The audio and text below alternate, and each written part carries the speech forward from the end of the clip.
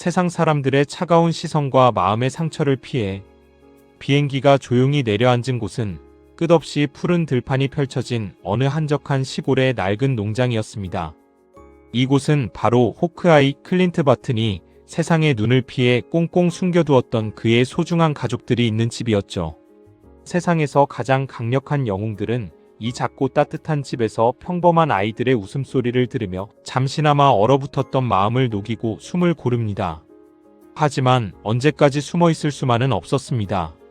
어두운 방 안에서 길을 잃고 헤매던 영웅들 앞에 그들을 하나로 모았던 쉴드의 옛 국장 닉 퓨리가 나타납니다.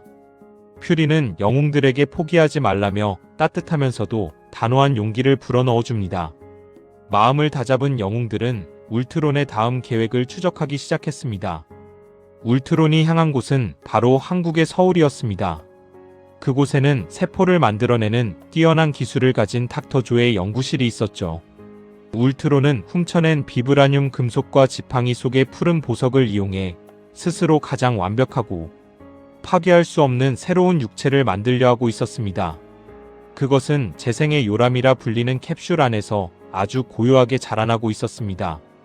울트론이 자신의 정신을 그 새로운 육체에 옮겨 담으려는 찰나 어벤져스 영웅들이 서울에 도착합니다.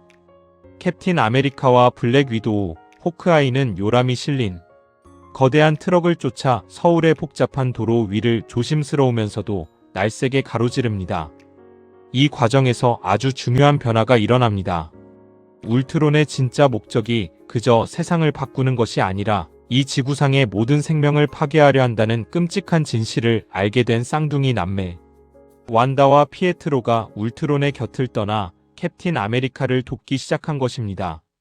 마음을 바꾼 남매의 도움으로 위기에 빠졌던 도시는 무사히 시민들을 대피시킬 수 있었고 영웅들은 치열한 추격 끝에 마침내 새로운 생명이 잠들어 있는 요람을 빼앗는데 성공합니다. 하지만 기쁨도 잠시였습니다. 요람을 퀸젯 비행기로 무사히 올려보낸 블랙 위도우가 그만 울트론에게 붙잡혀 어두운 적진으로 끌려가고 만 것입니다.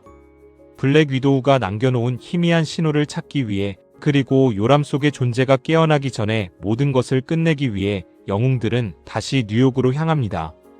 요람 속에서 조용히 숨쉬고 있는 새로운 생명은 과연 세상을 구할 희망일까요? 아니면 세상을 끝낼 절망일까요?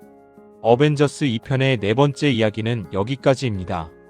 치열했던 추격전의 열기를 뒤로하고 이제 조용히 눈을 감고 편안한 어둠 속으로 스며들 시간입니다. 오늘 하루도 정말 고생 많았습니다. 좋은 꿈 꾸세요.